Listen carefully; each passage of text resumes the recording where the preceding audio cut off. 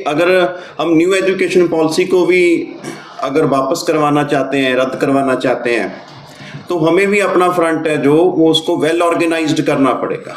अगर हमने एनईपी को रद्द करवाना है, वापस करवाना है, तो इसको एजुकेशनल प्लेटफॉर्म में कैसे चेंज किया जा सकता है, उसकी हमें जरूर प्रोबेबिलिटी है, जो संभावनाएं हैं वो तलाशनी चाहिए। क्योंकि जब ये इंटेलेक्चुअल प्लस एजुकेशनल प्लेटफॉर्म बनेगा, तब ये गवर्नमेंट के आगे एक बड़ा चैलेंज बन सकता है।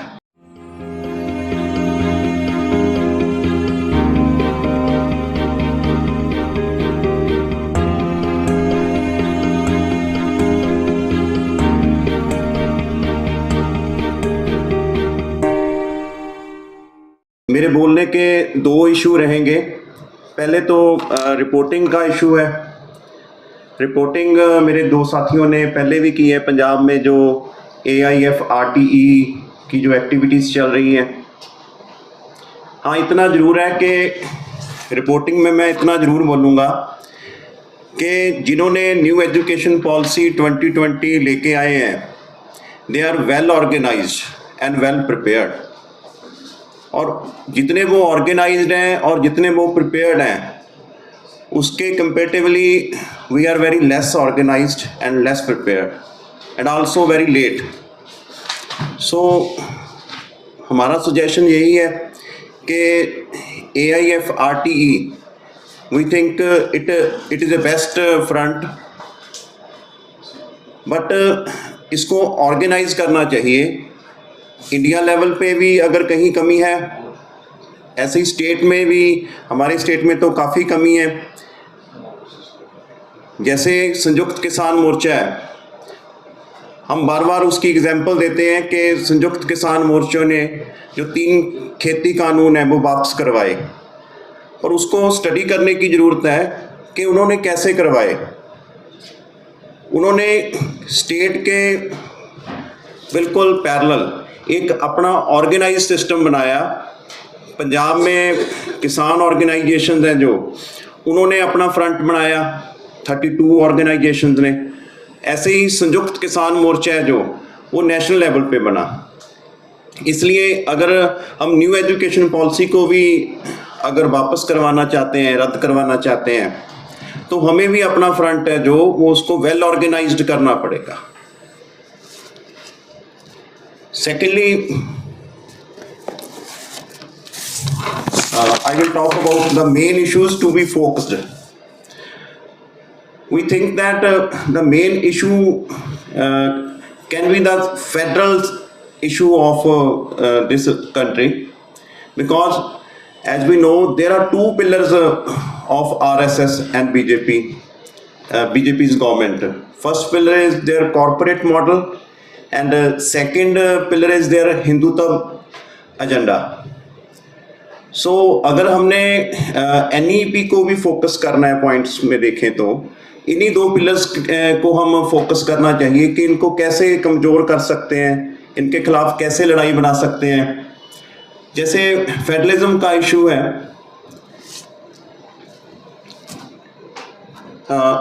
एजुकेशन और इलेक्ट्रिसिटी है ये कॉन्करेंट लिस्ट में, बट इन पे जब भी कोई सेंट्रल कानून बनाती है या कोई पॉलिसी बनाती है, क्योंकि उसमें स्टेट है जो वो स्मॉल पार्टनर हो जाती है, मतलब उसका अपना कानून नहीं चलता। So we propose that we should demand that education should be in state list. Means education है जो वो स्टेट लिस्ट में हो। हर एक स्टेट अपनी जो लोकल नीड्स हैं, उनकी लैंग्वेज की नीड है, उनकी सोशल या इकोनॉमिक नीड्स हैं, उनके अकॉर्डिंग अपनी पॉलिसी जो है वो अपनी ड्राफ्ट कर सकें। क्योंकि जब तक एजुकेशन कंकरेंट लिस्ट में रहेगी, इसमें सेंटर की जो पॉलिसी है वो ही सुप्रीम इम्पोज करेगी स्टेट की पॉलिसीज़ को।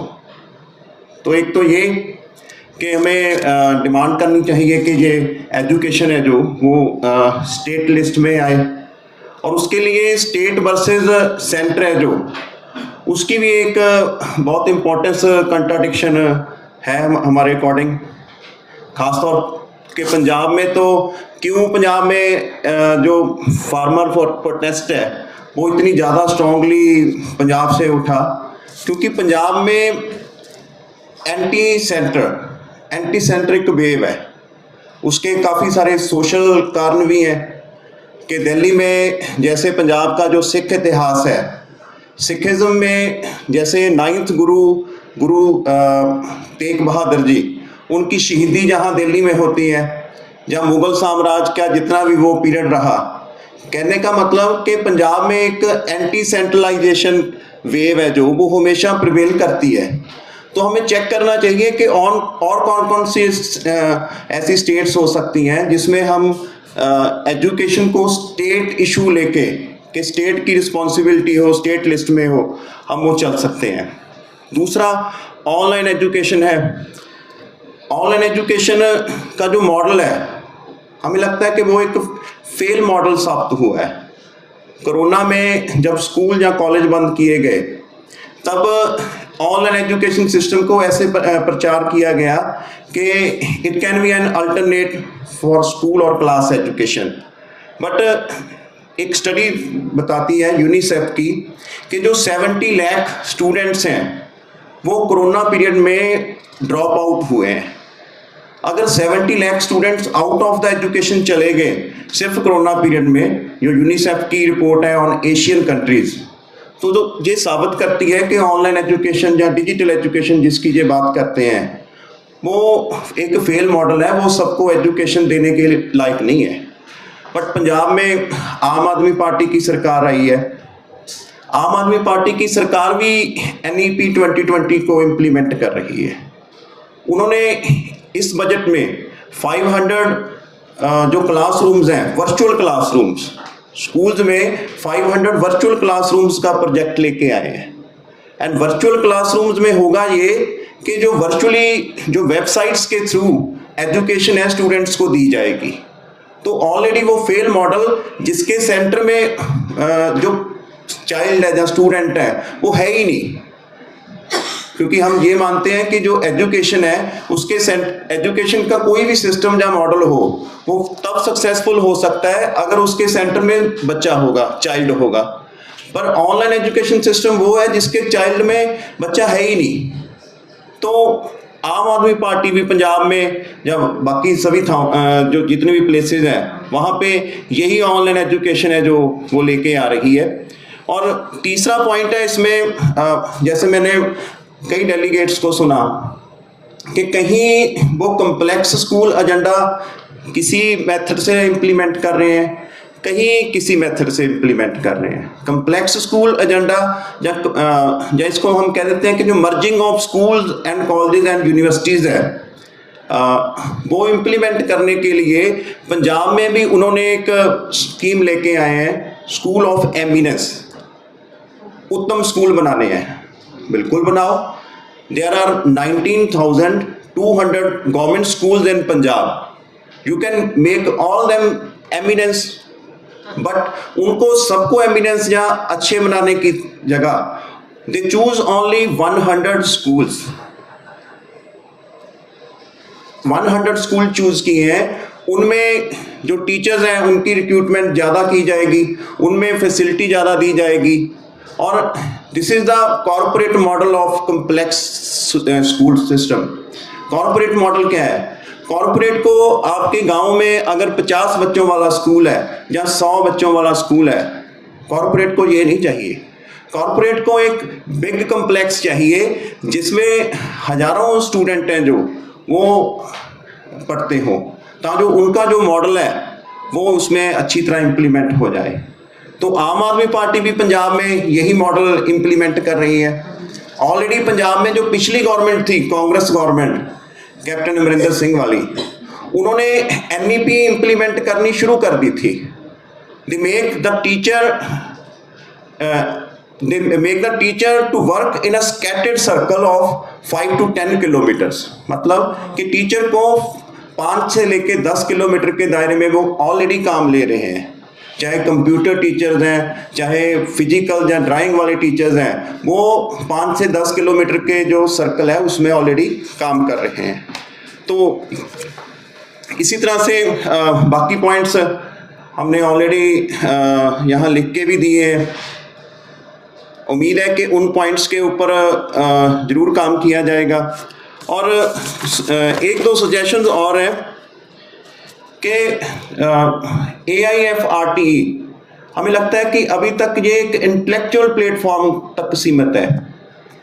अगर हमने NEP को रद्द करवाना है, वापस करवाना है, तो इसको एजुकेशनल प्लेटफॉर्म में कैसे चेंज किया जा सकता है, उसकी हमें ज़रूर प्रोबेबिलिटी है, जो संभावनाएं हैं वो तलाशनी चाहिए।